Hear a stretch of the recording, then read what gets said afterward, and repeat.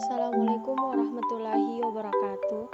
Perkenalkan, nama saya Fira Andini Hasbar dengan NIM 192511567. Saya mahasiswi dari Prodi Farmasi Fakultas Sains dan Teknologi Universitas 19 November Kolaka.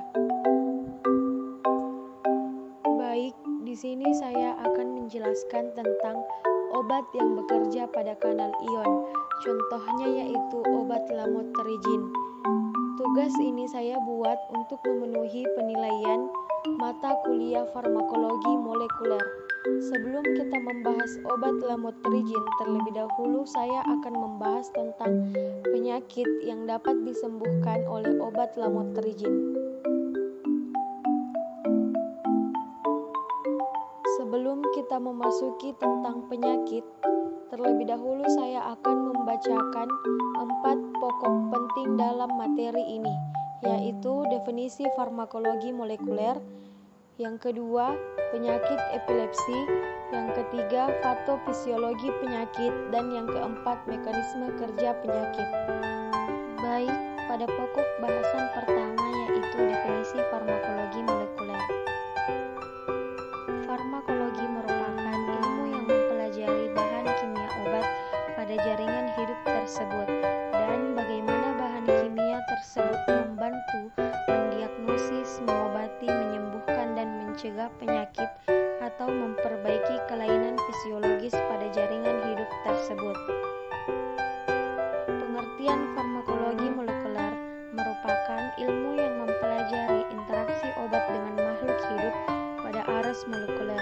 Definisi lainnya yaitu adalah ilmu yang mempelajari aksi dan nasib obat dalam tubuh makhluk hidup menurut Ikawati dan Sulis tahun 2014. Selanjutnya, pada pokok bahasan kedua yaitu penyakit epilepsi.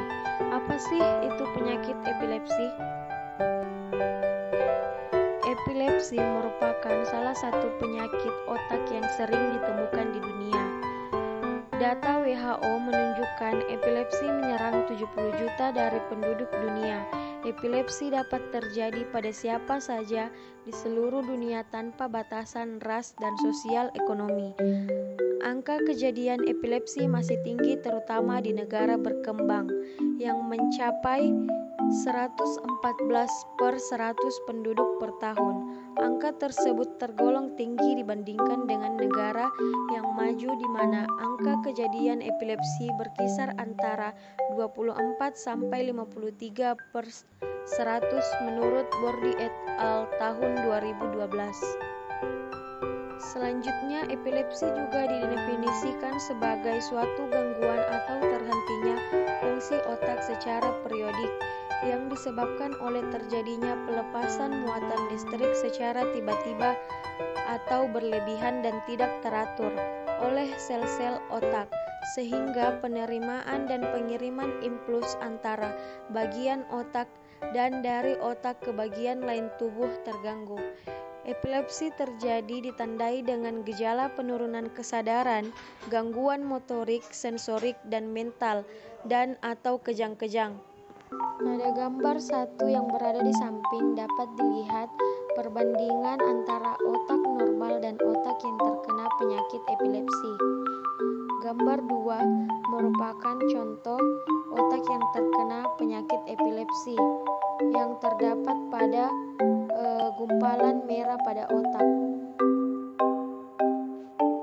Selanjutnya yaitu klasifikasi epilepsi terbagi menjadi 2, yaitu kejang parsial dan kejang umum, di mana kejang parsial terbagi menjadi yang pertama yaitu kejang parsial sederhana. Kejang parsial sederhana atau epilepsi parsial sederhana adalah epilepsi yang tidak disertai hilangnya kesadaran dengan gejala kejang-kejang, rasa kesemutan, atau rasa kebal di suatu tempat yang berlangsung dalam hitungan menit atau jam. Yang Yang kedua yaitu kejang parsial kompleks atau epilepsi parsial kompleks adalah epilepsi yang disertai gangguan kesadaran yang dimulai dengan gejala parsialis sederhana namun ditambah dengan halusinasi, terganggunya daya ingat seperti bermimpi, kosong pikiran, dan lain sebagainya. Kemudian, kejang umum dibagi menjadi 3. Yang pertama, kejang petit mal. Kejang petit mal jenis kejang yang terjadi umumnya hanya pada masa anak-anak atau awal remaja. Penderita tiba-tiba melotot atau matanya berkedip-kedip dengan kepala terkulai. Yang kedua yaitu kejang grand mal, merupakan bentuk paling banyak terjadi. Pasien tiba-tiba terjatuh, kejang, nafas terengah-engah, keluar air liur, dan dapat menggigit lidah. Kemudian yang ketiga yaitu kejang miokloni atau epilepsi miokloni adalah epilepsi yang mengakibatkan terjadinya kontraksi singkat pada suatu atau beberapa otot, mulai dari yang ringan tidak terlihat sampai yang menyetak hebat seperti jatuh tiba-tiba, melemparkan benda yang dipegang tiba-tiba, dan lain sebagainya. Selanjutnya pokok bahasan yang ketiga yaitu patofisiologi penyakit. Patofisiologi penyakit. Sistem saraf merupakan communication network atau jaringan komunikasi.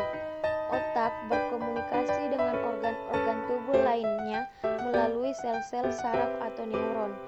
Pada kondisi normal, impuls saraf dari otak secara elektrik dan dibawa neurotransmitter seperti GABA melalui sel-sel saraf ke organ tubuh lainnya.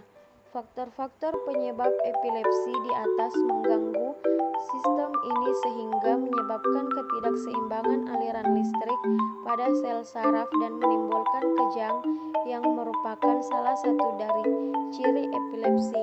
Dari gambar ketiga dapat dilihat bahwa bagan tersebut merupakan proses atau alur terjadinya kejang, di mana bangkitan epilepsi berasal dari sekelompok sel neuron yang abnormal di otak yang melepas muatan secara berlebihan dan hipersinkron.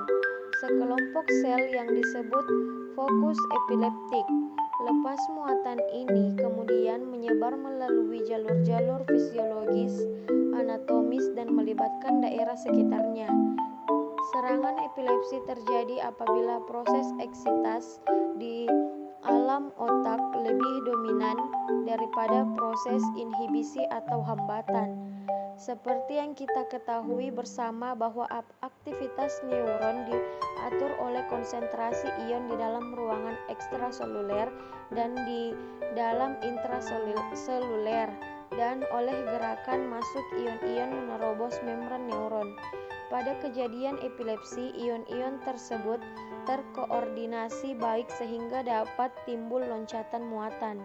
Akibat loncatan neuron yang tidak terkoordinasi dengan baik, maka sekelompok neuron akan mengalami abnormal atau depolarisasi yang berkepanjangan berkenaan dengan cetusan potensial aksi secara cepat dan berulang-ulang. Selanjutnya pokok bahasan yang keempat yaitu mekanisme kerja obat lamotrigine. Lamotrigine merupakan obat yang digunakan dengan atau untuk mengontrol kejang. Obat ini juga dapat digunakan untuk membantu mencegah perubahan mood ekstrim atau gangguan bipolar pada orang dewasa, yaitu dengan cara lamotrigine akan mengurangi reseptor tertentu di otak yang membantu mengontrol suasana hati.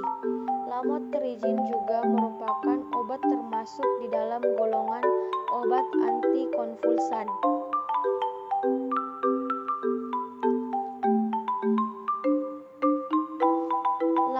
lamotrigin seperti phenytoin menekan cetusan listrik neuron yang bertahan lama dan menghasilkan inaktivasi kanal natrium yang bergantung pada tegangan listrik dan penggunaan.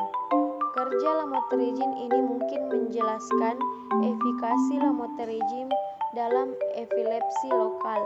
Lamotrigin tampaknya memiliki mekanisme kerja lain yang berperan dalam efikasinya untuk kejang umum primer pada anak-anak, terutama serangan absens. Mekanisme ini dapat melibatkan kerja pada kanal CA2+ yang diaktifkan tegangan listrik, dan mekanisme kerja lamotrigin lainnya yaitu dengan cara memblokade kanal NA sehingga menghambat aktivitas arus CA2+ serta memblok pelepasan eksitasi neurotransmitter asam amino seperti glutamat dan asparat. Dapat dilihat dari gambar di samping. Baik, itulah tadi penjelasan yang dapat saya sampaikan. Kurang dan lebihnya mohon dimaafkan. Wabillahi taufiq wal hidayah. Wassalamualaikum warahmatullahi wabarakatuh.